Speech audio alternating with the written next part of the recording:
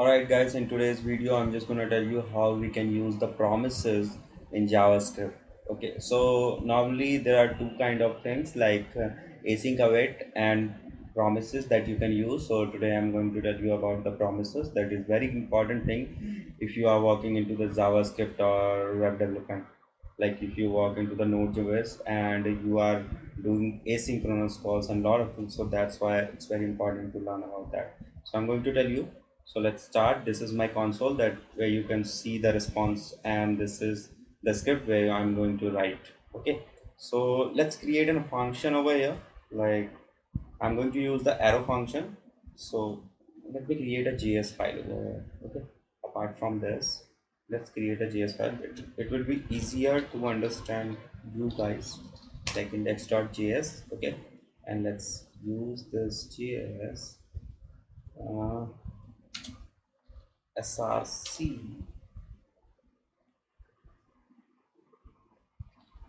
index.js. Okay, so index.js, and let's start typing the code into this. So let's create a function like const created function promises mrs func. Okay, promises function. Okay, and just remove this parent from here. Okay, and just we're gonna create a new promises. So promise new promise, and just do resolve.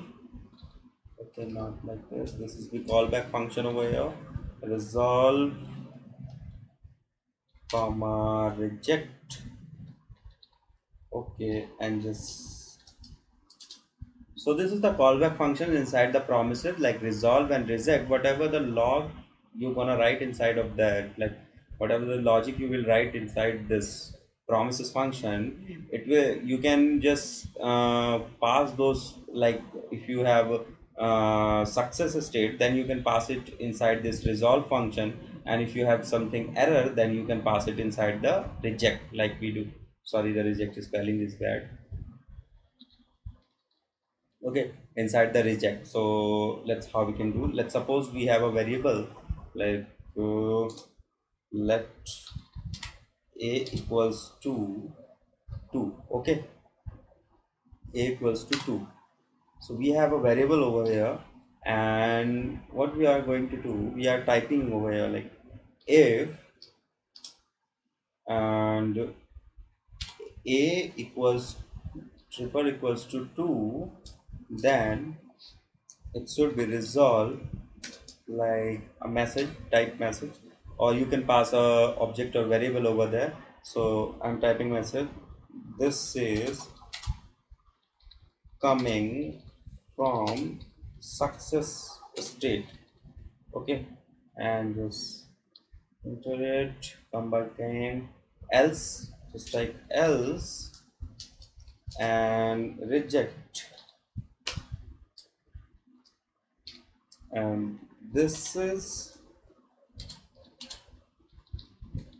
coming from error state. Okay, so there are two conditions. One is resolve, another is reject, and promise is your object variable that you use. Like object is a class. Inside that class there are two functions like resolve and reject that you are passing into the callback function, and inside that callback function whatever you have a response like success response or error response, you can just pass into this promise. And what you need to do, that you can see this promises going on over here. After this promises you can get the data into, then like if you are getting the success response, then you can get inside this then, and callback function pass the response. Okay, and just pass the callback function, and just okay, just do console dot log and see the response. Okay, and dot catch RESP. You can type whatever you want. You can type any kind of variable over there, and console.log. Okay, uh, RESP. Okay, so if you see, if I call this function, this one, like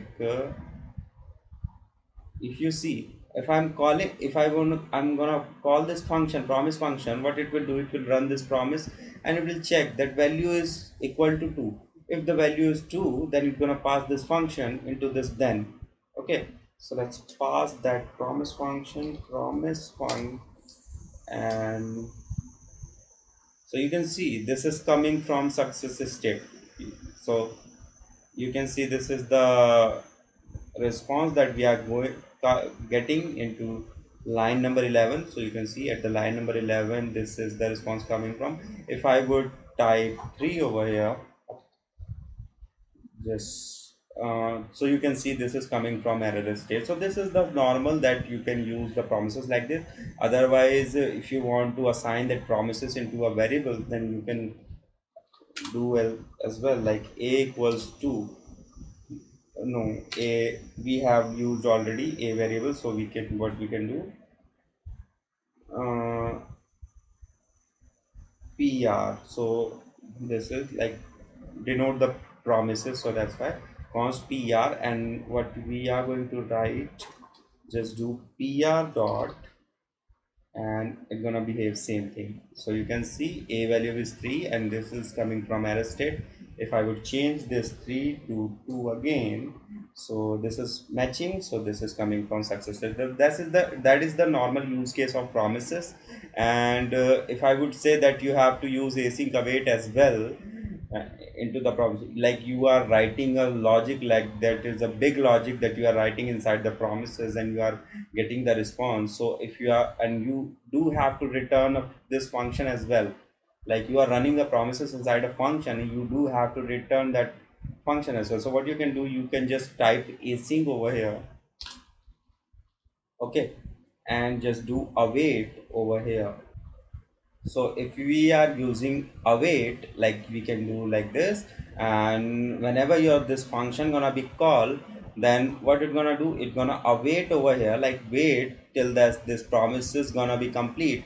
When you will get the response, after that your next execution gonna be returning. So let's suppose I'm what I'm doing, I'm just assigning, like let's suppose this is the let message equals to nothing. Okay, your message is nothing, and what you want to do, you want to print those promises message, return those promises message over here. Okay, like whenever you call this function, the value of this function should return, uh, the return value of this function should be coming from this promises. So how are we going to handle this? So just create a message function, message variable over here. Okay, and just pass, assign this message equal to RESP. Okay, and just same thing do inside this error, MSG equals to RESP. Okay, response, and just return it from here, return MSG. Okay, and just console.log, console.log this promises function, control X and control V. So you can see if I'm logging this function, you can see console.log promises function. So you can see this is coming from, as said, this is the line number 13 and this is coming from line number 22. So right now it's showing me that this promises has been fulfilled and this is coming from the success state. So message is same, like at this place, like we are printing a message over here as well as we are printing a message over here. So you can see promised result is coming fulfilled. If I would just make this change, like make it 3, and then you will see, so this is the error state and the promise has been executed, and this is coming from error state. So you can see the first our promises is executing, then it is printing our like function. When your this function promises function gonna be executed, after this return message gonna be executed. So you can see the inside this promises we are getting our message like this. Okay, so this the thing that you can use the promises like this into your code or somewhere else, and it is very important for doing the asynchronous calls. And normally people do use async await. Like if you are using a function and you want to uh, fetch that thing, like this function should be completely execute, then it should return the value. So that the time we use async and await, like it gonna wait at this till then this function promises function gonna execute, then it will wait over here, and after that this execution going. So that's why that's how we use the async await and promises, like both the things at the same place.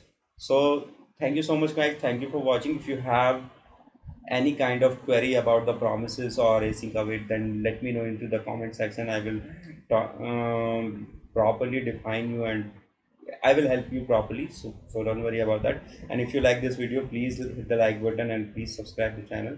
And thank you so much guys, thank you for watching.